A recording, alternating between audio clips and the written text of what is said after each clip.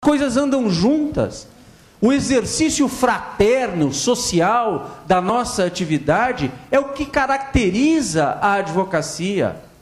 Nós temos que nos lembrar do seguinte: quando a Ordem dos Advogados do Brasil passa a querer botar uma camisa de força no advogado, a estreitar os caminhos da advocacia, ela, ordem, ela, entidade, pesa dizê-lo, ela se deslegitima. Não se deslegitima perante apenas a população, essa nossa gloriosa entidade que lutou pela redemocratização do país. Se deslegitima perante a própria advocacia. Então, hoje, quando nós estamos aqui, Janice, querida amiga Janice, de tantas causas, de tantas lutas, mas uma amiga acima de tudo. Hoje, quando nós estamos aqui, Dr. Jefferson, nós estamos aqui resgatando o que de melhor há na advocacia. E muito obrigado ao Ministério Público por nos ajudar nesse caminho a resgatar o que há de melhor na advocacia, que é a solidariedade e a fraternidade. Obrigado a vocês.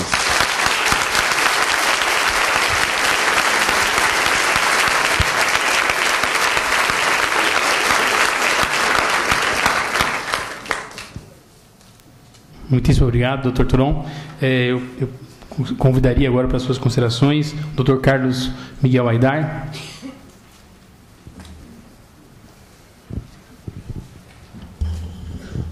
Ilustres componentes da mesa, saúdos nas pessoas da doutora Janice e do ministro Gilmar Mendes, advogados, senhoras e senhores. Minha fala é muito breve, muito simples. Eu vou ler um artigo que diz o seguinte: os beneficiários da atividade pro bono devem ser pessoas jurídicas sem fins lucrativos, integrantes do terceiro setor, reconhecidas e comprovadamente desprovidas de recursos financeiros para custear as despesas procedimentais, judiciais ou extrajudiciais. Esse é um artigo extraído de uma resolução da OAB de São Paulo, da Sala de Sessões do Conselho, de 19 de agosto de 2002.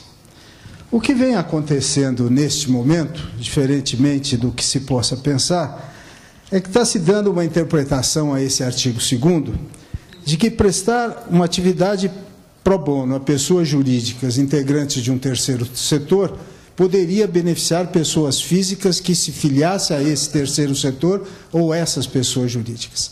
E isto levaria, então, a ferir o convênio que a Ordem tem da assistência judiciária, na qual temos hoje, eu não sei exatamente o número, mas é algo próximo, no Estado de São Paulo, de 60 mil advogados, aproximadamente, só no Estado de São Paulo. Ora, não há a menor condição de admitir uma hipótese diferente do que se socorrer aquele que precisa de um advogado.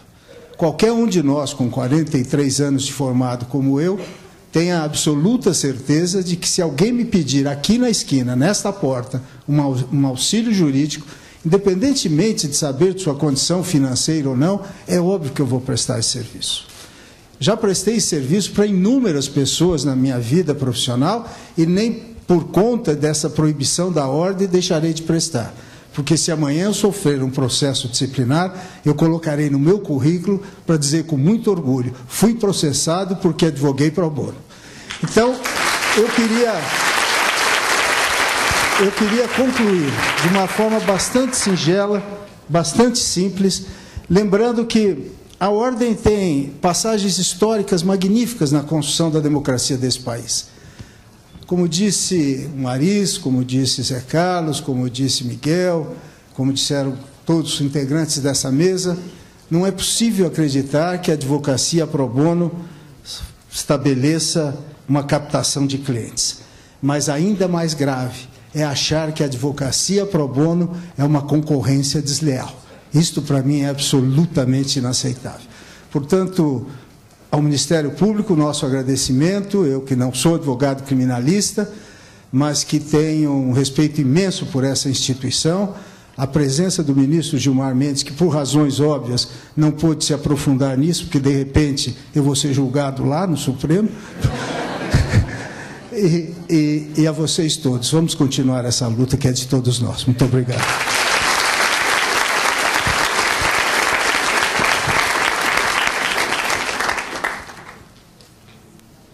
Dr. Miguel Aidar, muito obrigado pelas considerações. Eu convidaria agora para a sua consideração o Dr. Belisário dos Santos Júnior.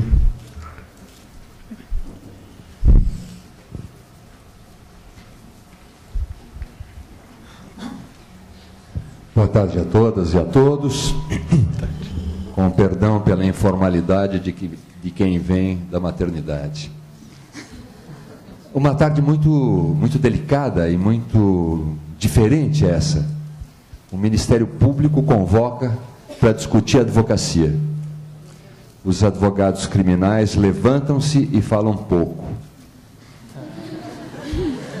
E todos se reúnem aqui para defender o direito de trabalhar de graça. E lembremos então, como Maurice Garçon nos lembra em Um Advogado e a Moral, que desde os primórdios da nossa civilização pós-Cristo, a advocacia era algo que se exercia de graça. A lei o exigia, que aquelas pessoas com a capacidade de formalizar e de deduzir, resolver os conflitos, atuassem de graça. É claro que depois, enfim, as coisas mudam e as pessoas têm que sobreviver da sua atividade. Eu me formei sobre o influxo, sobre o impacto da ditadura militar. E fomos, alguns advogados aqui presentes, presos algumas vezes. A primeira coisa que os torturadores queriam saber era como nos pagavam os honorários, como era remunerada aquela atividade, né? E eu fico imaginando se o cliente que às vezes queria os regalos, embora não tivesse o direito de pagar, o dinheiro para pagar, e corria a Justiça e Paz, se a Justiça e Paz fizesse considerações de ordem profissional, ou política, ou burocrática, como fazia aquilo? Como aquelas pessoas que dependiam de uma defesa eficiente, a quem elas escolheriam, né? Se eu for generalizar, a sociedade, quando procurou a Ordem dos Advogados do Brasil para defender o impeachment, se a Ordem tivesse feito ponderações, mas e os honorários, etc., como é que ficaria a democracia hoje no país, né? Eu também me formei sob o impacto da doutrina social da Igreja, do Vaticano II, da Constituição Gaudium et Spes, que hoje, ou esses dias, completa 50 anos. E ali se dizia, e a Flávia lembrava isso, que as pessoas que têm alguma expertise, elas têm alguma técnica, elas dominam algum tipo de conhecimento, elas têm o dever social, exercer a sua função social de colocar aquilo a serviço, colocar-se a serviço, advogados ou não, colocar-se a serviço. Eu aprendi isso e não me desliguei disso. Eu me impacto muito com a história de que o porteiro não possa escolher pelo uso de um elemento que o Supremo Tribunal já valorizou tanto, a confiança, não possa exercer a confiança para escolher o Toron, porque ele só tem recursos, ou ele não tem recursos, para escolher um advogado de menor expressão, ou de menor conhecimento, ou de menor experiência, né? Então, e o outro lado é o exercício do nosso direito de usar o conhecimento que nós tivemos, muitas vezes numa escola pública, para isso. Eu concluo, meus caros, dizendo que, diante de uma plateia tão importante, inclusive importante porque de estudantes de direito, né?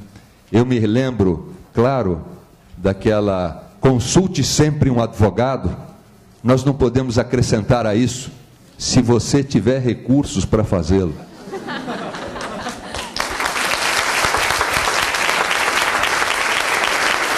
É claro que ontem o presidente da Ordem me disse que está pensando em mudar essa reflexão, falou também isso a Miguel, mas eu digo a vocês, diante dessa plateia seleta, concluo, diante dessa plateia seleta, diante de pessoas tão importantes, eu reafirmo o meu compromisso de continuar a exercer a advocacia pro bono, até que algum incidente mais trágico, um processo ético me pare. Continuarei a fazê-lo, porque a solidariedade é um bastião da Constituição que nós juramos defender, e porque ser chamado é da essência da advocacia. E eu sou advogado.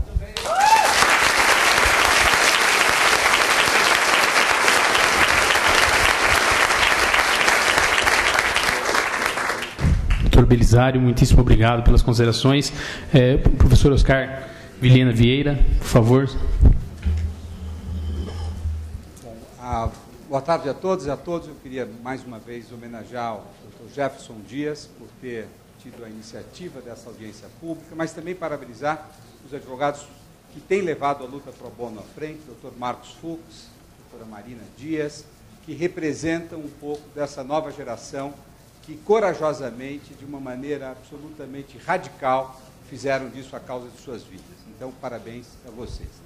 Bom, o clima é um pouco de desobediência civil, né? Isso foi levantado aqui pelo meu querido Carlos Miguel, pelo Toron e meu queridíssimo amigo Belisário, né?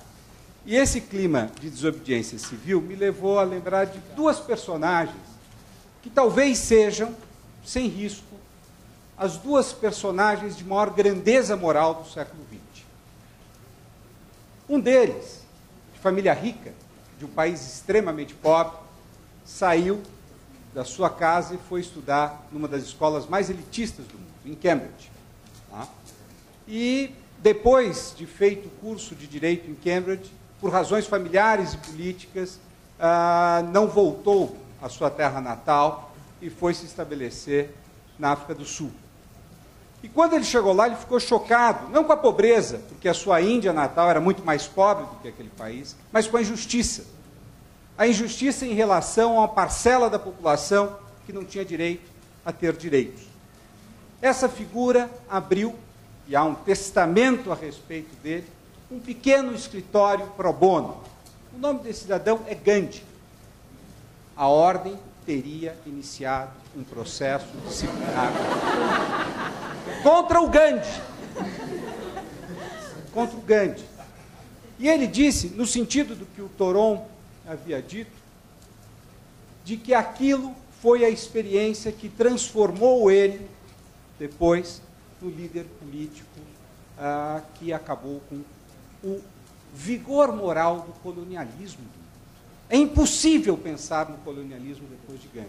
E ele começou como advogado pro bono. Foi ali que ele percebeu qual era o potencial da sua profissão.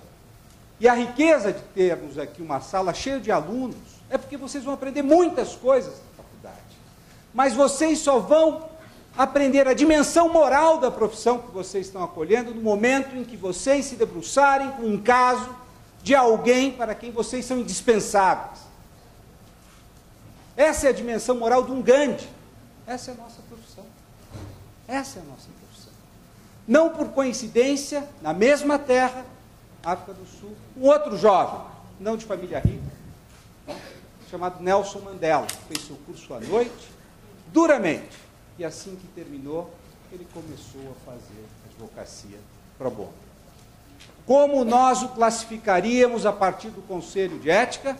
Outro advogado indigno da sua profissão. Então, eu acho que nós temos que ter a clareza de que hoje o que está em questão é se a ordem terá a grandeza que teve em tantos momentos da história de acolher a advocacia pro bono como algo que enriquece essa nossa profissão, ou se nós vamos ter a coragem de tratar pessoas que talvez nunca tenhamos a dimensão de um Gandhi, de um Mandela, mas que fazemos coisas semelhantes, temos um pouquinho da bondade de um Gandhi e de um Mandela, se a ordem tenha a clareza de que ao impedir a advocacia pro bono, ela está impedindo um ato moral desta magnitude. É isto que está em questão. Eu só gostaria de terminar dizendo uma coisa. Pela primeira vez na vida, eu discordo do meu ídolo na advocacia, Dr. José Carlos Dias. Eu não concordo que ele deva se envergonhar. Eu não concordo que ele deva se envergonhar, como nenhum dos outros que estão nessa mesa.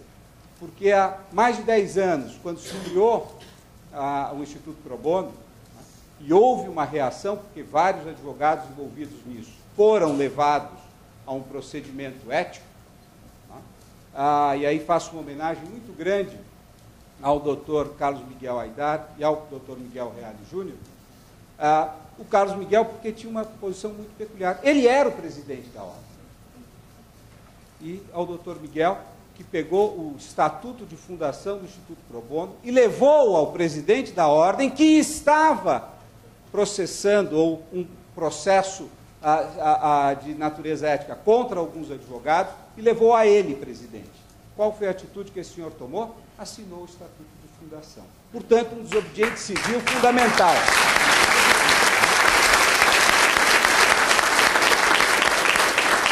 E seguiram a esse desobediente civil fundamental mais 37 outros. José Carlos Dias foi o segundo, Mariso o terceiro, Toron o quarto, Belisário o quinto e tantos outros. Então, eu acho que é um constrangimento, mas esse não é o nosso constrangimento, muito menos o seu constrangimento e tudo que nós sabemos que o senhor já fez pelo povo, pela sociedade, por esse país. Então, que nós nos unamos no seu não constrangimento, porque ninguém tem monopólio da miséria. Infelizmente, a miséria existe. E se nós quisermos fazer algo sobre ela, ninguém poderá, moral ou juridicamente, nos impedir.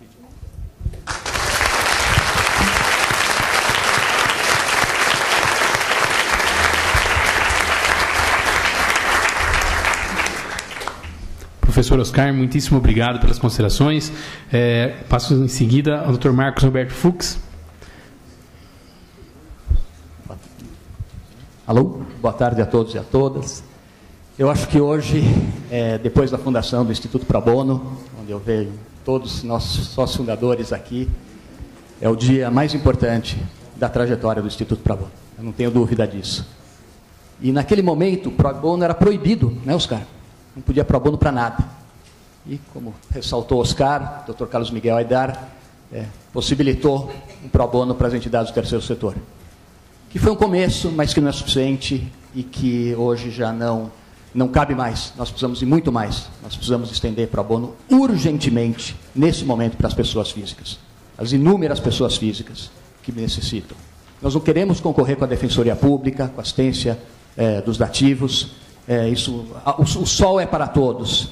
E existem pobres para todos, como já falou o ministro Gilmar Mendes, uma vez no Supremo Tribunal Federal.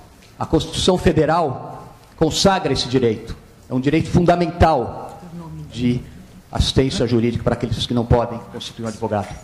E o Instituto Pro Bono tem tentado, nesses 10 anos, levar essa bandeira. E, finalmente, hoje, com o apoio do Ministério Público Federal, nós estamos aqui reunidos e tentando modificar essa trajetória, mudar essa história no Brasil. 83% da população brasileira, segundo dados do IBGE, não tem condição de custear um advogado. 89 milhões de potenciais usuários da Defensoria Pública e da assistência judiciária. Então, portanto, meus senhores e minhas senhoras, Pro Bono é uma questão de cidadania, de dignidade, de direitos humanos. Nós não podemos mais brecar isso. Então, eu agradeço muito a presença de todos vocês. Eu estou emocionado, esse é um momento muito importante para mim e eu confio que nós vamos conseguir virar isso ainda esse ano, se Deus quiser.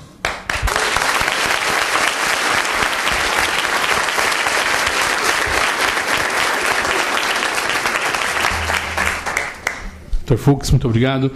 Dr. Marcos Antônio Moreira da Costa.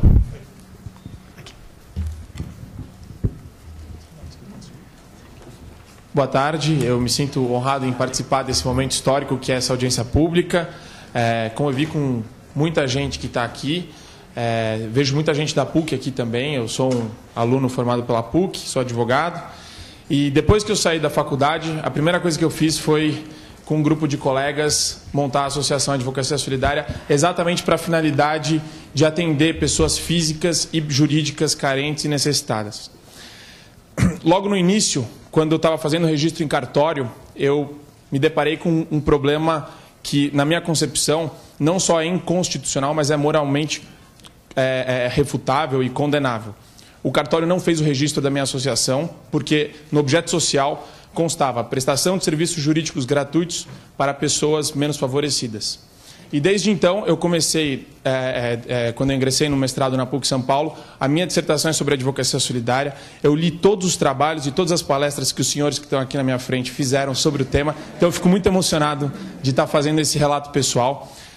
Fiz várias apresentações sobre a temática em vários lugares aqui em São Paulo e no Estado, e percebi muito a resistência da advocacia dativa e da Ordem dos Advogados do Brasil com relação a essa matéria. E eles sempre envolvem tabus, eles sempre falam sobre marketing desleal, marketing abusivo ou captação ilegal de clientela, para fugir da temática, para não enfrentar que o que eles fazem é patentemente inconstitucional, flagrantemente inconstitucional. E eu invoco aqui também, na presença do ministro Gilmar, com toda a honra, a liberdade de associação como princípio maior da nossa Constituição da República, e ela foi impedida, e é impedida há mais de 10 anos pela Ordem dos Advogados do Brasil, que não deixa os cartórios registrarem com o objeto social a prestação de serviço jurídico gratuito para pessoas carentes. Isso é mais do que um absurdo, isso é uma inconstitucionalidade, isso tem que acabar. Então, aqui... também, humildemente, queria fazer uma sugestão para o Ministério Público Federal, na qualidade de estudante eterno do direito. Uma ADI no Supremo vai ser maravilhosa, mais do que uma ação civil pública. Uma ADI direto no Supremo para acabar com isso, porque a OAB, ela vem falando... A Ordem dos Advogados do Brasil vem falando e vem enrolando a gente. Nessa matéria, eu já fiz reunião há 3 anos atrás para discutir essa matéria com conselheiros da OAB. Eu fiz reunião com o Toron, que estava aqui. Quando saíram os candidatos, eu falei com todos os candidatos da OAB. O único que não me recebeu foi o Marcos da Costa. O único. Todos os outros me receberam e se solidarizaram com a causa da advocacia solidária. Então, eu fico muito emocionado em estar aqui e fazer esse relato para vocês. Espero que todos nós, futuramente, estejamos juntos nessa luta pela ampliação do acesso à justiça. Obrigado.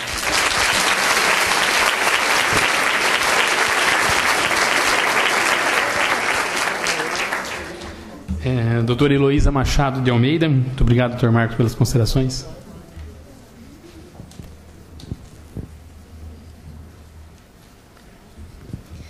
Olá, boa tarde. Jefferson, parabéns pela iniciativa, parabenizo a todos da mesa.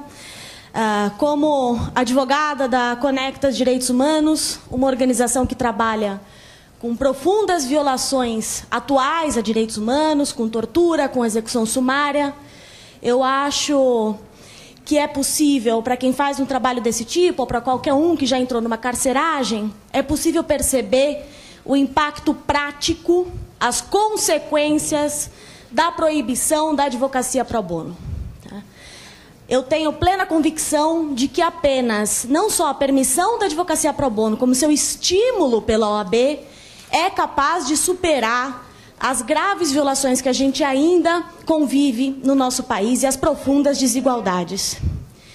Eu gostaria também de afirmar apenas um ponto: não é possível que a gente mantenha ainda um cenário de competição entre defensoria, entre OAB e entre advocacia. Nós queremos, professor Flávio, uma advocacia pro bono livre, autônoma também. Tá? E para finalizar, pelos aplausos já dá para perceber, mas eu gostaria de solicitar de que quem é a favor da advocacia pro bono levante a mão para a gente ter uma ideia. Muito bom. Então, eu acho que uma OAB que não permite a advocacia pro bono é uma ordem que não nos representa. Muito obrigada.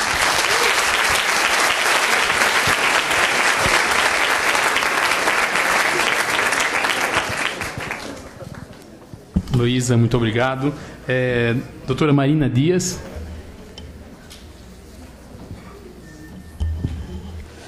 Boa tarde. Sem dúvida nenhuma, hoje é um dia de muita alegria. Fico extremamente emocionada de ver esse plenário cheio e aqui no Ministério Público Federal participando dessa luta tão importante do Instituto Pro Bono e do IDRD. Eu estou aqui para falar em nome do IDRD, tenho a honra também de falar em nome do IBCCRIM, que me pediu para falar, também defender a advocacia Pro Bono. E eu queria dizer, aproveitar que a gente está com esse plenário tão cheio e, como aqui chamou a atenção, a Heloísa, todo mundo levantou a mão, então eu tenho certeza de que todos aqui são vocacionados para praticar a advocacia voluntária, que eu desafio a vocês a infringirem a resolução da Ordem dos Advogados e se associarem ao EDRD para praticar a advocacia voluntária, para que todos juntos sejam protagonistas da democratização do acesso à justiça. O advogado deve ser um profissional vocacionado a lutar pelo fortalecimento das garantias individuais constitucionais. Eu tenho o direito de ajudar, eu tenho o dever de lutar por uma sociedade mais justa. Todos aqui têm o direito. Nós exercemos uma profissão que tem essa missão, a missão de distribuição da justiça, de exercer uma função social, de exercer uma função que tem, sem dúvida nenhuma, a missão de lutar pelo fortalecimento da democracia. Então, é isso. Eu queria dizer que eu fico feliz de estar aqui com tanta gente realmente empenhada nessa luta que já é muito antiga e muito importante.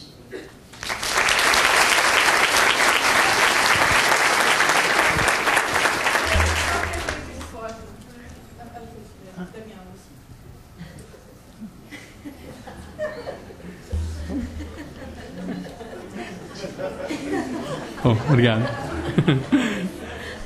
Nós recebemos, avisá-los, como disse, podem ser feitas considerações por escrito também, então eu recebi uma. Né? Então, se tiverem mais, estamos à disposição. Dando sequência, Eliana Tiesi Nascimento, projeto Papel de Gente.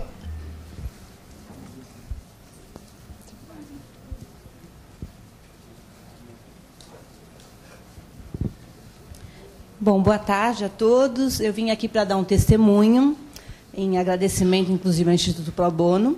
Mas, antes disso, eu queria falar algumas informações, uns dados que eu queria dividir com vocês.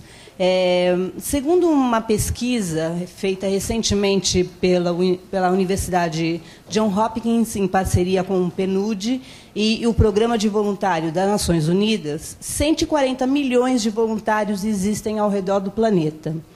Esse batalhão de pessoas gera um mercado de 400 bilhões de dólares ano.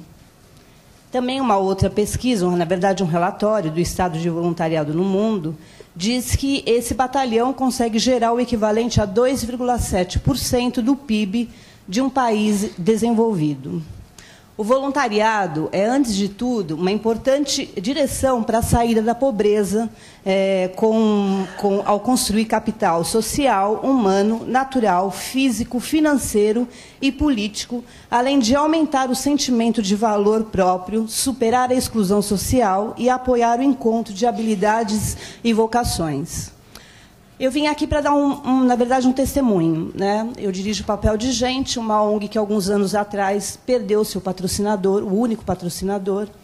Junto com isso, ele entrou numa situação, a gente pode dizer, de concordata. Vieram ações trabalhistas e a gente só conseguiu superar essas ações e chegar numa situação muito confortável com a ajuda do Instituto Pro Bono. Hoje, a gente está caminhando para atender 250 pacientes psiquiátricos mês, num crescimento de ação também em sustentabilidade de produtos, e isso em função dessa ajuda importantíssima no momento super delicado da instituição. Então, nós somos a favor e queríamos também agradecer essa participação.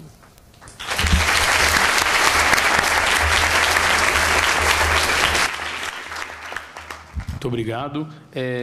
Advogada Joan Cavalieri Fernandes. Obrigada. Boa tarde. É uma honra falar aqui, ainda mais depois de todos que já falaram. E eu sou advogada de Belo Horizonte, moro em São Paulo. Belo Horizonte sequer é permitido pro bono para entidades sem fins lucrativos, então, Minas Gerais, a situação ainda consegue ser pior. E eu tento fazer um trabalho lá também com o pessoal em Minas Gerais. Eu acho que todos já falaram aqui sobre os absurdos e as desculpas que a OAB dá, o que é